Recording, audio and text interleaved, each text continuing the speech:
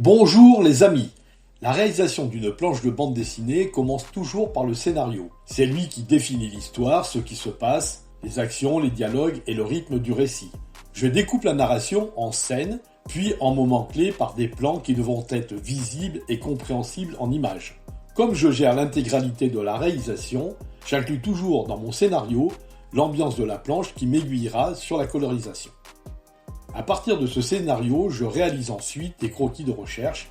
Ces dessins rapides correspondent aux cases du scénario que je place sur les strips, bandes qui vont partager en 4 ma planche. Ces croquis servent à explorer les personnages, les décors, les attitudes, les dialogues ou les angles de vue. L'objectif n'est pas encore la précision, mais la compréhension visuelle de l'ambiance générale. Cette phase doit reproduire l'instantané et le rythme de la planche, c'est la transcription de l'écrit vers l'image.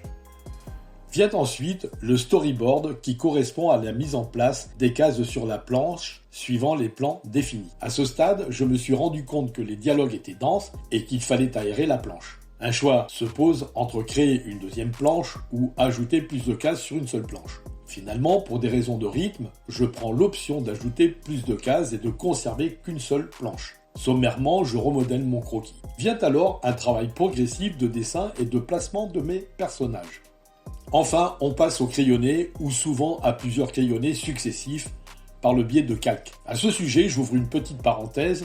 Lorsque l'on travaille en méthode papier, donc méthode traditionnelle, c'est l'utilisation de la table lumineuse qui permet de recopier ces différents crayonnés. En version informatisée, c'est l'utilisation des calques du logiciel, comme par exemple Photoshop ou autre. Moi, j'utilise Krita. Cette étape me permet d'affiner le dessin, proportion des personnages, décor expression. Je dimensionne mes cases en créant le masque de mes gouttières.